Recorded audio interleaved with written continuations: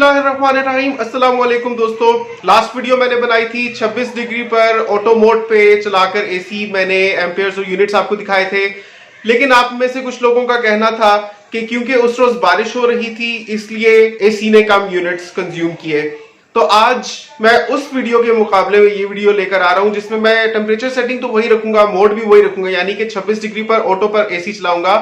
लेकिन आज बाहर कड़ी धूप निकली हुई है। आज मतलब अगस्त के गर्म तरीन दिनों में से एक दिन है बाहर। तो ऐसे में मैं एसी पर एम्पेयर और यूनिट्स चेक करने जा रहा हूं 26 डिग्री ऑटो पर। तो बहुत मजे की कंपैरिजन वीडियो बनने जा रही है और इस वीडियो से हम 3 बहुत इंपॉर्टेंट लेसन्स अखज करते हैं। अगर वो लेसन्स आप समझ जाएं तो आप भी अपने बिजली का बिल कम से कम कर सकते हैं। तो चलिए वीडियो शुरू करते हैं। लास्ट टाइम वोल्टेज आ रही थी 220 से ऊपर और आज 210 के करीब वोल्टेज आ रही है।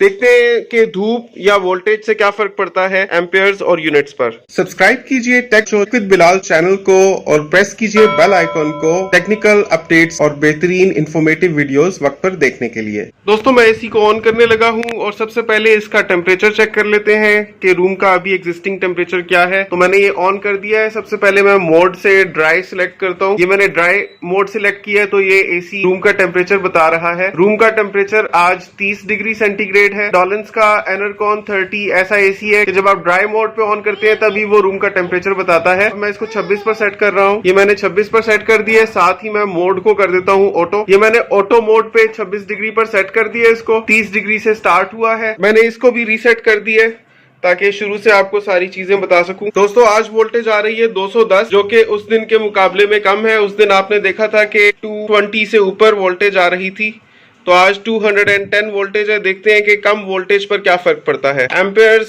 अभी 0.23, क्योंकि अभी तक कंप्रेसर ऑन नहीं हुआ इसका। अभी मैंने एसी को ऑन किया, वो ऑन होने में थोड़ा सा टाइम लेगा। उसके बाद मैं आपको हर 10-10 मिनट के बाद एम्पेयर्स और यूनिट्स की रीडिंग दिखाता हूँ। लास्ट टाइम की तरह आज भी मैंने सीलिंग फैन को लोएस्ट स्पीड पर चलाया हुआ है। ऑटो मोड पर याद रखें कि रिमोट से आप फैन स्पीड को कंट्रोल नहीं कर सकते एसी की, वो अपनी मर्जी से एडजस्ट करता है। ये देखें वोल्टेज 209 आ रही है अभी। लास्ट टाइम आपने देखा था कि 220 से ऊपर आ रही थी। पिछली दफा की तरह आज भी ये 5 मिनट के बाद तकरीबन 5.8 एम्पेयर्स से शुरू हुआ है।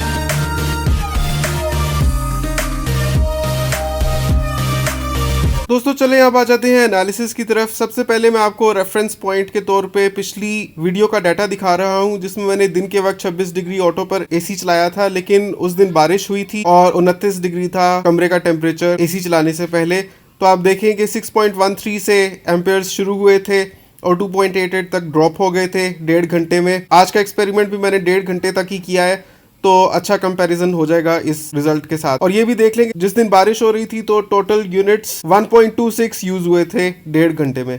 चलें अब आते हैं कंपैरिजन की तरफ। सबसे पहले मैं आपको एम्पेयर्स का कंपैरिजन दिखाता हूँ, उसके बाद मैं आपको यूनिट्स का कंपैरिजन दिखाऊंगा।